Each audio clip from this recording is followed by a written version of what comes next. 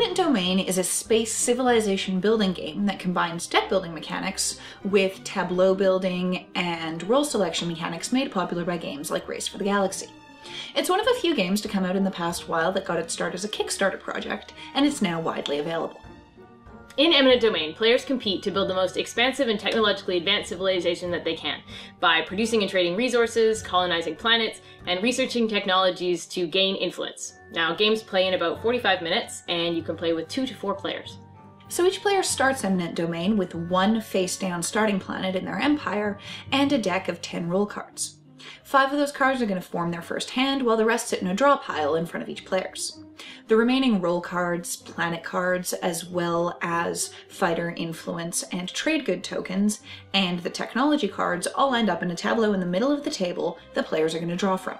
The game ends when either a set number of stacks of role cards have been depleted, and the number depends on how many players are in the game, or if the central pool of influence tokens is completely depleted. At that point, the player with the most influence tokens wins. Each player's turn consists of 3 phases: the action phase, the role phase, and the cleanup phase. Now, the action phase is optional. During the action phase, a player plays a card out of their hand and resolves the text under action. This can be colonizing a planet, settling a planet, discarding cards from their hand, drawing up cards, collecting fighter tokens, or attacking a hostile planet. After that action phase is complete, the action card goes into the discard pile, and that player moves on to the role phase. So during the role phase, a player takes one of the 5 different kinds of action cards from the middle of the table and plays it in front of them. They can boost the effectiveness of this card by playing extra matching role cards from their hand, or by using the symbols on their face-up planets. They're then going to resolve the text that's written under the role function of the card, and the person whose turn it is the leader for that role phase, which means they also get whatever the leader bonus on the card is.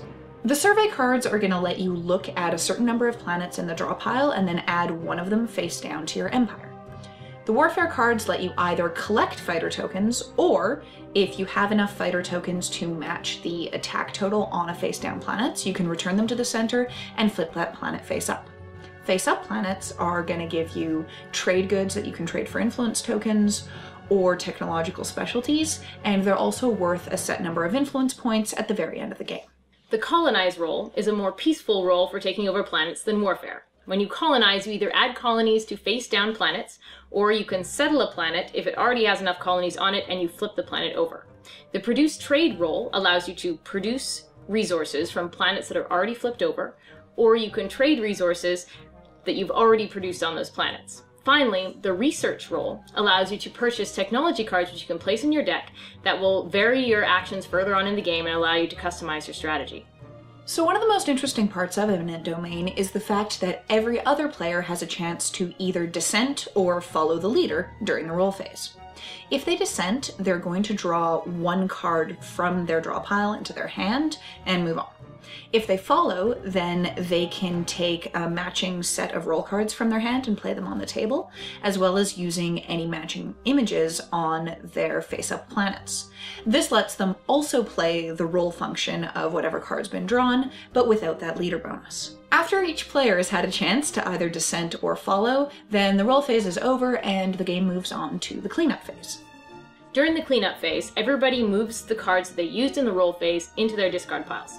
Then, the player whose turn it is discards as many cards as they'd like from their hand, and then draws up again to the hand limit, which is usually 5. Now, the action phase and the cleanup phase are only done by the player whose turn it is. The role phase can actually be participated in by everybody at the table.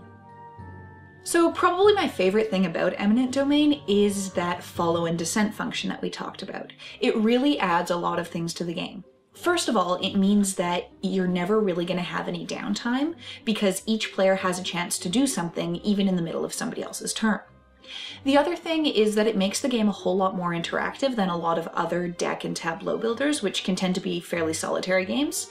In Eminent Domain, you'll find that because you've got to pay attention to what other people are doing in order to be able to either follow or dissent, you're really going to be engaged in how everybody is playing, and it's super interactive.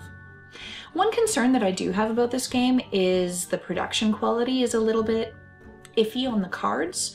They're a little bit on the thin side, and because they're dark, they show wear and tear quite quickly, so you're probably going to want to sleeve those if you plan on playing this game a lot. Another little bit of a nitpick because I'm somebody who really pays attention to the components in games, is the fighters come in 3 different sizes, but it doesn't actually mean anything, which is a little bit unintuitive. Now, another con for this game is, even though I really like the theme, like I'm really a big fan of space games, I think they're really exciting, this game is lacking in flavor, unfortunately. I think that there's a lot that they could have done with this game in terms of flavor on the flavor text on the cards, potentially, but they really didn't go there, which disappoints me a bit. However, a pro for this game is that I'm the kind of person who doesn't like deck building games, and this game is called a deck builder by a lot of people, but honestly it's got a lot of different elements from different kinds of games. It's got the tableau building elements in there, so it makes it a lot more interesting for people like me who might not find deck builders all that stimulating.